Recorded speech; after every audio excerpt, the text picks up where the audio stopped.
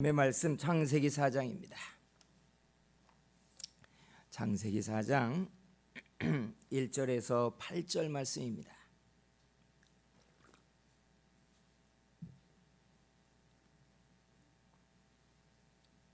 창세기 4장 1절로 8절 말씀입니다.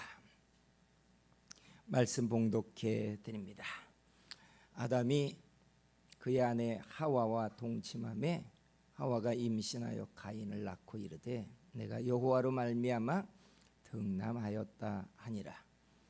그가 또 가인의 아우 아벨을 낳았는데 아벨은 양치는 자였고 가인은 농사하는 자였더라. 세월이 지난 후에 가인은 땅의 소산으로 제물을 삼아 여호와께 드렸고 아벨은 자기도 양의 첫 새끼와 그 기름으로 드렸더니 여호와께서 아벨과 그의 제물은 받으셨으나 가인과 그의 제물은 받지 아니하신지라. 가인이 몹시 분하여 안색이 변하니 여호와께서 가인에게 이르시되 네가 분하여 함은 어찌 됨이며 안색이 변함은 어찌 됨이냐. 네가 선을 행하면 어찌 낯을 들지 못하겠느냐. 선을 행하지 아니하면 죄가 문에 엎드려 있느니라. 죄가 너를 원하나 너는 죄를 다스릴지니라. 가인이 그의 아우 아벨에게 말하고 그들이 들에 있을 때에 가인이 그의 아우 아벨을 쳐 죽이니라. 아멘.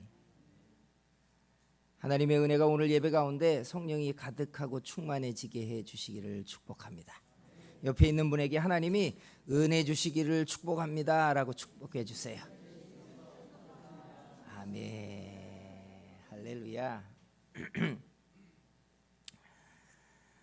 아담의 첫 아들 가인은 타이틀이 많은 사람입니다. 세상의 첫 번째 살인자, 세상의 첫 번째 친족 살인을 한 사람, 그리고 박탈감과 열등감 때문에 분노를 일으킨 사람 등등의 타이틀을 최초로 만들어낸 사람입니다. 우리가 보고 있는 성경은 하나님이 아담을 통하여 우리를 구원하는 정통성 있는 자녀를 향하여 시선이 따라가기 때문에 가인의 족보, 가인의 인생에 대하여 별 관심이 없습니다. 그럼에도 불구하고 우리가 살고 있는 이 세상의 대부분의 역사는 바로 가인의 역사라는 사실입니다. 우리는 순수한 마음에 이 땅에 난 사람들이 평화롭고 그리고 화평하고 의를 행하면 좋겠지만 세상에 일어난 역사의 첫 페이지는 친족살인을 통해 분노와 폭력이라는 것이 땅에 일어나게 된 것이 우리의 삶의 현재의 역사 모습입니다. 그래서 여러분, 가인의 살인은 우리에게 암시하고 보여주는 게 참 많은 이야기입니다. 가인은 왜 친족 살인을 하게 됐을까? 그것도 바로 아담의 첫 번째 아들이 말입니다. 사랑하는 성도 여러분, 이 말씀이 우리들에게 오늘 말씀해 주시는 시간이 되기를 주의 이름으로 축복합니다. 여러분, 가인이 동생을 죽였다. 참 그 자체로도 충격적이고 그것으로 인하여 피를 흘린 아벨의 인생도 불쌍하고 동생을 죽인 가인이 평생 따라다니게 될 살인자의 딱지가 지워지지 않겠지만 형제지간에 벌어진 이 살인의 사건이 가장 커다란 충격으로 그리고 사라지지 않은 아픔이 되어버린 사람이 있습니다. 누군지 아세요? 가인의 아버지 아담입니다. 아담이 누구예요? 에덴 동산에서 하나님 앞에 불순종을 한 죄를 짓고 그 불순종 때문에 에덴 동산에서 쫓겨난 사람이잖아요.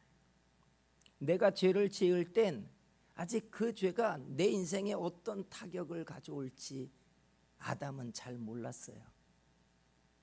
마치 보이지 않는 작은 씨앗처럼 아담은 불순종이라는 죄를 저질렀는데, 시간이 지나 보니까 아담의 불순종이 무럭무럭 자라서 하늘까지 닿을 만한 커다란 나무가 되어 자기의 큰 아들이 둘째를 때려 죽이는 친족 살인 사건으로 아담 앞에 청구서가 되어 턱 날라온 거예요. 이쯤 되면 여러분, 정작 살인한 자는 가인인데 이 살인 사건으로 인하여 가장 가슴이 아프고 힘들 사람은 어쩌면 아담이다라고 말해도 틀리지 않습니다. 여러분, 죄의 청구서 받아보셨습니까? 이런 걸 죄의 청구서라고 이야기해요. 내가 죄를 지을 때에는 그게 장차 어떤 결과물을 가져올지 우리는 모르지만 어느 날 죄의 청구서가 우리 앞에 턱 나타나면 우리는 대번에 이게 내가 저지른 죄값이라는 걸 사람들은 다 알아보게 되어 있다는 사실이에요. 아마 아담도 그랬을 거예요. 큰아들이 둘째를 때려 죽였다. 이 사실은 가인이 얼마나 흉폭한 놈인지에 대한 이야기를 하기 전에 아담이 자신의 죄를 떠올리는 청구서가 되어 자기 앞에 붙었을 거라는 거예요.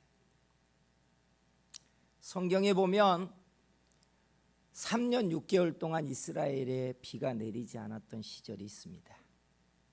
엘리야가 이스라엘이 깨닫고 하나님이 때리는 것 때문에 돌이키는 시간이 되게 해달라고 하나님이 이 땅을 징벌해 주세요 했더니 3년 반 동안 하나님이 비를 내리지 않고 가뭄을 지냈던 시절입니다.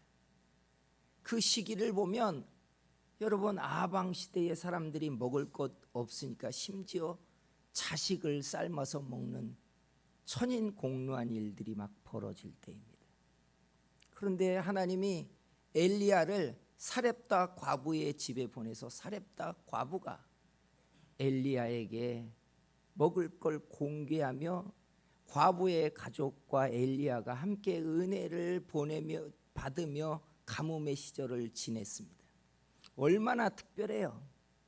그런데 이것저것 힘든 시절이 다 지나고 났는데 그 사렙다 과부의 아들이 죽어버립니다.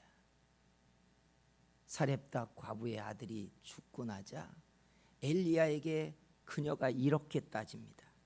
열왕기상 17장 18절에 보면 여인이 엘리야에게 이르되 하나님의 사람이여 당신이 나와 더불어 무슨 상관이 있기로 내 죄를 생각나게 하고 또 내 아들을 죽게 하려고 내게 오셨나이까. 여러분, 그 시절에 온 이스라엘에서 가장 특별한 은총을 누린 여자가 사렙다 과부예요. 그런데 그녀가 아들이 죽자마자 자기의 죄가 떠올랐다는 거예요. 여기에서 자유로울 사람이 누가 있어요? 내가 죄를 지었지만 아직 내 앞에 죄의 청구서가 내 앞에 찾아오지 않았을 뿐이지. 아무도 이런 일로부터 자유로울 사람은 없다는 거예요. 다윗이 우리아의 아내를 취하고 청부살인을 하고 났을 때 하나님이 너도 똑같은 일을 만날 것이라고 말합니다. 아들 압살롬이 반역을 일으켜 어느 날 다윗이 아들과 충돌하지 않으려고 예루살렘에서 피하여 도망갈 때 사람들이 다 울었습니다. 하나님이 빛나게 세운 성군이 오늘날 왜 이렇게 초라하게 도망자가 됐는지 이 꼬라지가 너무 힘이 든 거예요. 그랬더니 다윗이 뭐라고 말하는 줄 아십니까? 가만두어라. 하나님이 내 죄를 갚으시느니라 이렇게 말합니다. 아들이 일어나 아버지를 치는 반역이 일어났는데 그때에 다윗이 자기 죄의 청구서라는 걸 알고 있다는 이야기. 그래서 여러분, 죄를 지을 땐 우리는 이 죄가 자라서 우리에게 어떤 문제를 일으킬지 지금은 잘 몰라요. 아담의 죄가 가인의 나무가 되어 자기 아들을 쳐 죽이는 흉악한 일들이 되어버리고 말았다. 그래서 죄를 두려워해야 합니다. 거역하는 게 사술과 같다고 말했어요. 우상 숭배 같다고 말했어요. 하나님 앞에 우리 인생이 죄에 무너지지 않도록 주께서 더 힘있게 붙잡아 주시기를 소원합니다. 어떤 분들은 이 이야기를 이렇게 풀고 싶어 합니다. 하나님이 가인과 아벨이 똑같이 예배를 드렸는데 아벨의 예배는 받고 가인의 예배를 받지 않으므로 가인은 내가 차별받았다고 여긴 것 아니냐. 누가 차별을 좋아하겠어요? 세상에 두 사람이 예배를 하는데 왜 가인의 예배만 하나님이 쏙 빼고 받지 않냔 말이에요. 이 차별의 분노가 결국 아벨을 죽이게 되는 결과를 발생시켰으니 이 죄의 뿌리는 사실은 하나님의 차별이다 이렇게 말하려는 사람도 있어요. 그러나 여러분, 이 내용을 정직히 들여다보면 인생에 있어서 예배가 얼마나 중요한지를 강조하고 있다는 사실이에요. 우리 예배의 본질이 뭔 줄 아십니까? 우리 예배는요, 하나님의 사람이 자기 하나님과 연결되는 게 바로 예배인 줄 믿습니다. 예배는 하나님과 연결되어지는 시간이 예배예요. 그런데 하나님과의 연결이 끊어지고 망가지고 연결이 되지 않으니까 문제가 발생하는 거예요. 가인과 아벨의 예배 어떻게 달랐는 줄 아십니까? 성경은 가인과 아벨의 예배를 이렇게 설명하고 있습니다. 4절과 5절의 이 부분만 딱 떼어내면 이렇게 되어 있는데, 여호와께서 아벨과 그의 제물은 받으셨으나 가인과 그의 제물은 받지 아니하신지라. 이 내용만 보면 하나님은 아벨을 차별한 게 맞아요. 아벨의 예배만 받았다는 뜻이에요. 그런데 이 부분을 조금 더 주목해 볼 필요가 있어요. 여러분, 아벨도 제물로, 그리고 가인도 그의 제물을 가지고 하나님께 예배했대요. 물론 제물의 종류가 다릅니다. 아벨은 첫 양의 새끼와 그의 기름으로 예배를 했으니까 구약 예배의 형식에 가장 맞는 예배의 제물이 되긴 했습니다. 그러나 여기서 제물이라는 단어를 좀 더 봐야 돼요. 예배하는 사람이 드리는 제물이 뭐죠? 예배하는 사람이 드리는 제물이란 하나님 앞에 나를 바쳐야 하는데, 내가 제단 위에 쪼개어지거나 불살라지거나 나를 바칠 수 없잖아요. 시골 교회에 추수감사절 제물을 가져와서 감사 예물을 드리라 했더니 어떤 아이가 강단 옆에 이렇게 딱 이렇게 띠를 띠고 자기가 서 있었다는 얘기 드려봤죠. 너 왜 거기 있어? 제가 하나님께 바쳐졌습니다. 이게 사실은 맞는 말이거든요. 제물이란 내가 하나님께 바쳐져야 되는데 나를 드릴 수가 없으니까 나의 대체물을 드리는 게 바로 제물이에요. 내가 피 흘려 죽어야 되는데 내가 죽을 수 없으니까 양이나 송아지의 피를 흘려서 나의 대체물을 드리는 거예요. 내가 너무 감사하고 기뻐서 하나님께 내 감사와 기쁨을 끄집어내 드려야 되는데 그걸 표현할 게 없으니까 대체물처럼, 대체물로 하나님께 감사의 제물을 드리는 거예요. 그러니까 제물이란 곧 나를 의미하는 거예요. 이게 제물입니다.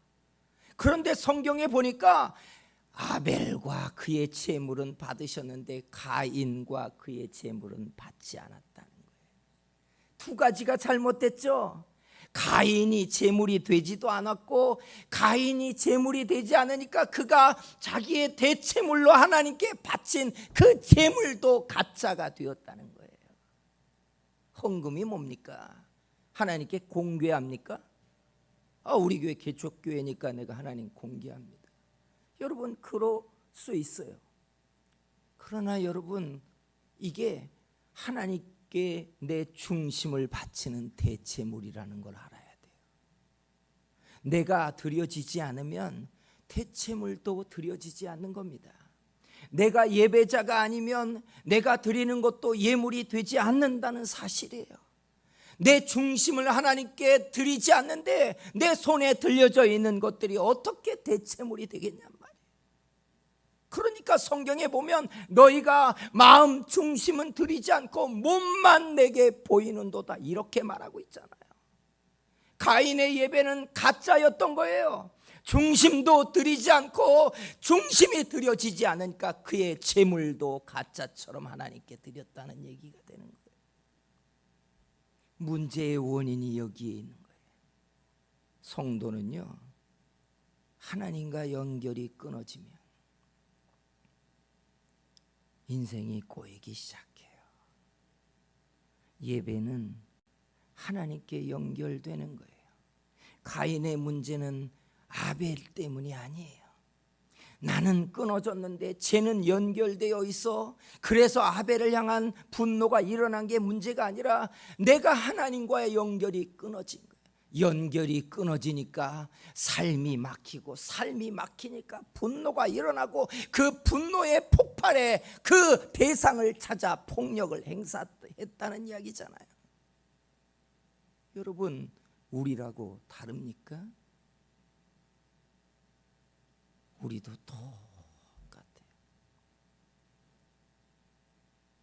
우리를 한번 보세요. 내 예배는 하나님과 연결되고 있는가?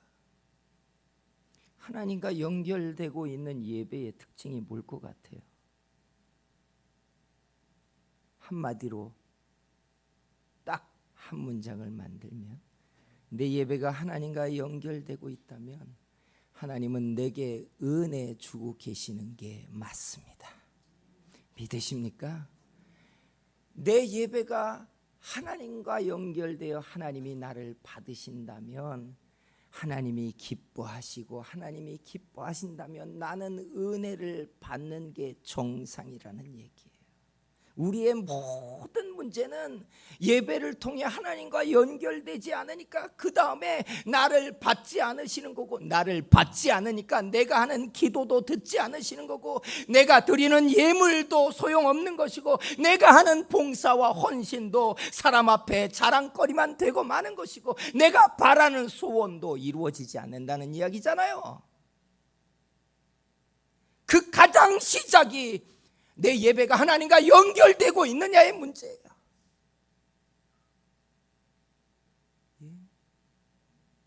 내가 은혜 받고 있느냐는 거예요. 나는 은혜 받고 있는가?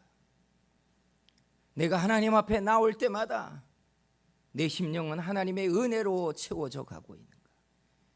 마치 기계를 사다 놓고, 가전제품을 사다 놓고 전원 코드를 연결하지 않으면 아무리 버튼을 눌러도 작동이 일어나지 않는 것처럼, 여러분, 예배를 통해 우리 하나님과 연결되지 않으면 우리가 하는 기도, 발버둥, 금식, 아무것도 효력이 일어나지 않습니다. 무슨 소용이 있겠어요? 연결되지 않았는데, 처음부터 연결되지 않는데. 예배라는 게, 나는 예배 드리면 하나님은 받으셔야 되고, 나는 기도하면 하나님은 들으셔야 될 의무가 있고, 내가 드리면 하나님이 받으실 거라는 이런, 여러분, 관계가 아니잖아요. 받지 않으시는데 그 다음에 무슨 일들이 일어나겠냔 말이에요.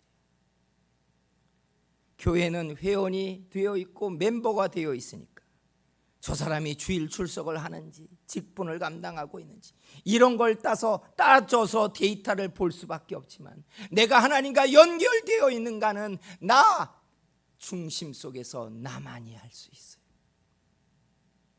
성도 여러분, 여러분의 예배를 살펴보시기를 바랍니다. 나는 하나님과 연결되어 있는가? 내 예배가 하나님과 연결되어 있어야 내 예물이 의미가 있고, 나의 기도가 의미가 있고, 내가 드리는 찬양이 하나님께 올라가집니다. 하나님께서 우리들의 예배를 깨어나게 하고 생명의 연결이 일어나게 만들어 주시기를 주의 이름으로 축복합니다. 그러면 어떻게 할까요? 하나님은 영이시고 신령과 진정으로 예배하는 자를 찾으신다고 그렇게 원하고 계시는데, 우리는 어떻게 예배해야 연결되는 예배를 찾을까요? 목사가 보건대 쉽게 정리되는 게 이런 겁니다. 첫째, 예배를 기대하고 준비하고 예배하자는 거예요. 첫째는 기대하고 준비하자는 거예요. 이게 필요해요. 두 번째는요, 예배를 위해 자기를 좀 단장하자는 거예요.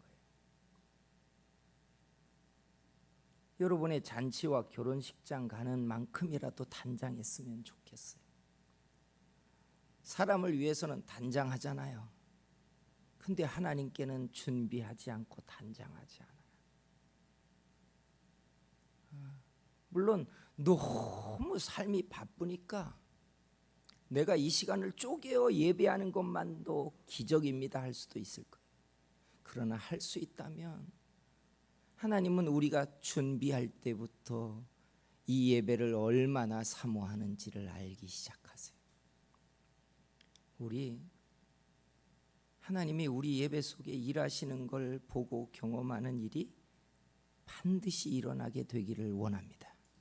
그리고 세 번째는 하나님 앞에 은혜 받기를 사모하면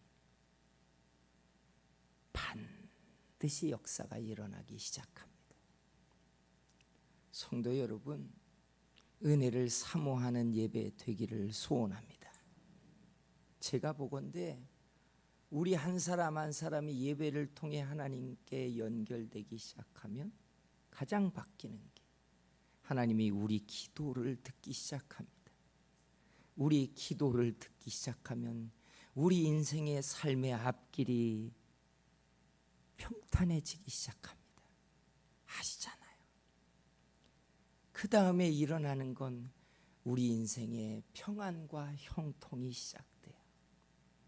근데 이걸 뒤집어 보면요, 삶이 무겁고 앞길이 막히고 형통하지 않고 근심은 사라지지 않고 눌리면, 여러분, 가장 뿌리의 근원인 내가 하나님께 연결되어 있는가부터 찾고 점검을 해야 되는데, 이걸 찾는 게 아니라 닫힌 문만 계속 두드리고 어느 문이 열렸을까를 찾아 돌아다니고만 있다는 사실이에요. 성도 여러분, 가인도 그랬고 지금 우리도 똑같습니다. 하나님과 예배의 단절로 연결이 끊어지면 우리는 형통해지지 않습니다. 우리 예배가 하나님의 은혜로 살아나는 그런 시간 되기를 주의 이름으로 축복합니다. 기도하겠습니다.